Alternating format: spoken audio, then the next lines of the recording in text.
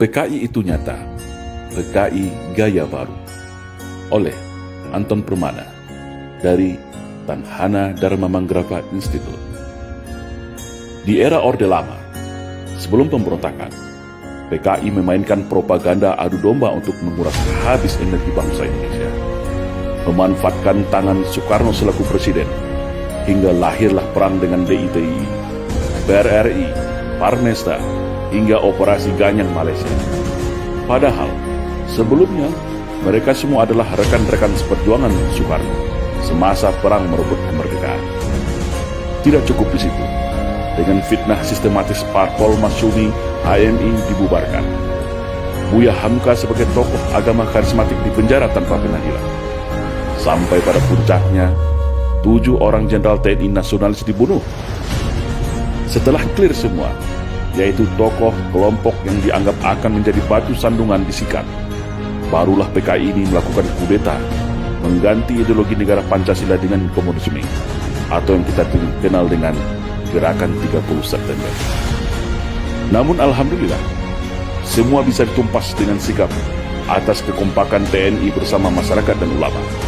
Rakyat bersama TNI, ulama, kiai, santri, GP Ansor, PII, dan para pemuda mahasiswa nasionalis baik dari kami dan KAPI bersama-sama bahu-membahu menumpas PKI dimanapun mereka saat itu berada.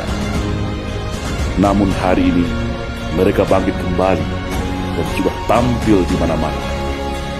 Tentu dengan persiapan yang lebih matang. Kegagalan 1926, 1948, dan 1965 akan mereka balas tuntas saat ini. Semua lini sudah mereka kuasai. Mulai dari istana, Senayan, aparat, media, pengusaha, hingga dukungan politik penuh dari Partai Komunis Cina, sebagaimana dulu di tahun 1965. Kekuatan utama yang dianggap ancaman sudah mereka eliminir.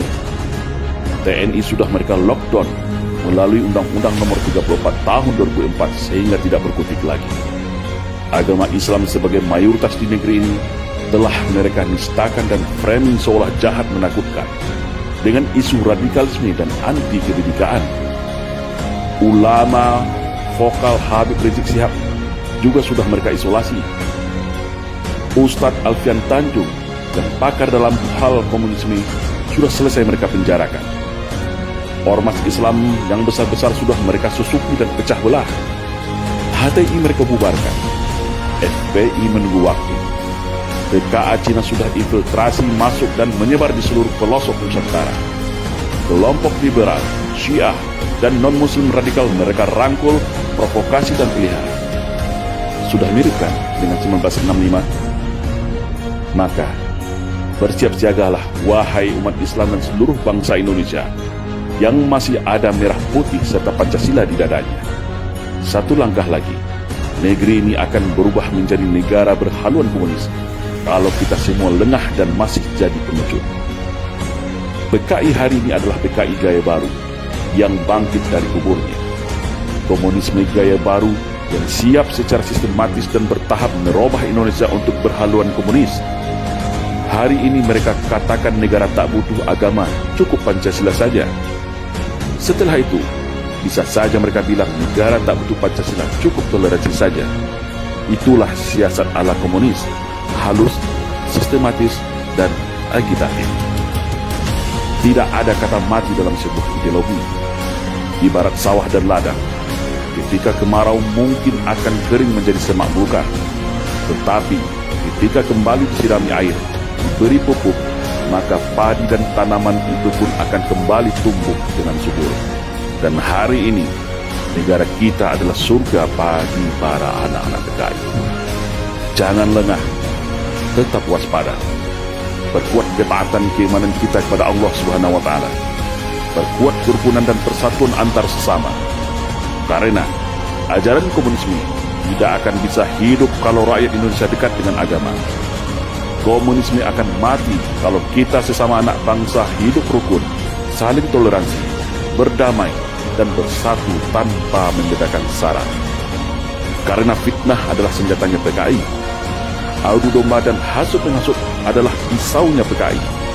Berbohong, menipu, berkamuflase dan membolak-balikan fakta kebenaran adalah nafasnya PKI. Membenci agama dan berupaya menjadikan agama sebagai musuh negara adalah agenda utama PKI. Bersiap siagalah wahai rakyat Indonesia.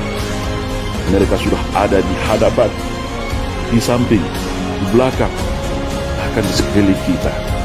Dan ingatlah, ketika ada yang mengatakan bahwa komunisme itu sudah mati dan tidak ada lagi, maka hati-hatilah, mereka itulah komunisme, atau minimal korban dari hasil cuci otak kader-kader komunis yang gemus dan oportunis. Waspada.